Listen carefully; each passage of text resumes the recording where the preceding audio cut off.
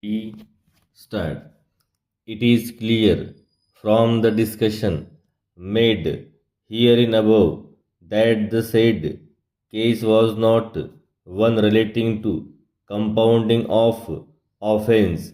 Apart from that court found that the dues of the banks have been satisfied by receiving the money and the suits filed by the bank in the civil court have been compromised.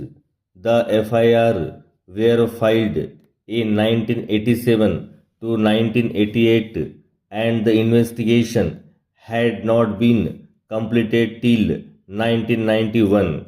On those facts, the court rendering the judgment in July 1996 felt that having regard to the lapse of time and also having regard to the fact that there is a compromise decree satisfying the bank's dues, there is no purpose in allowing the criminal prosecution to proceed.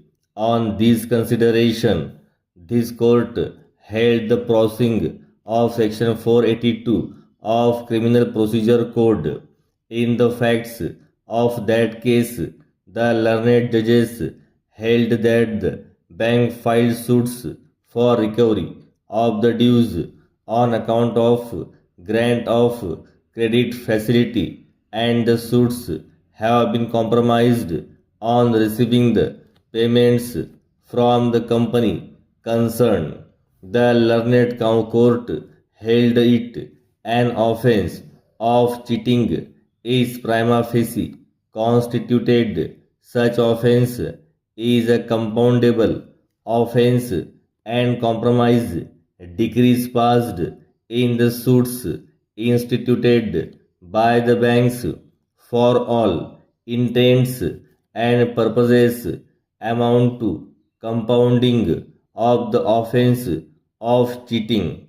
In that case, the court came to the conclusion since the claims of the banks have been satisfied and the suits instituted by the banks have been compromised on receiving payments, the court felt that the complaint should not be pursued and any further and therefore the court the decision of the High Court in quashing the complaint does not require any interference under Article 136 of the Constitution para.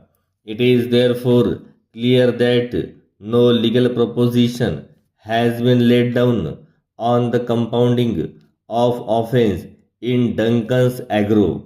This court proceeded on the peculiar facts of the case discussed above. Therefore, the said decision cannot be an authority to contend that by mere sanctioning of a scheme, the offences committed by the appellant company prior to the scheme stand automatically compounded. Reliance was also placed on the decision of this court in the case of CBI New Delhi reported in 5 SCC 257.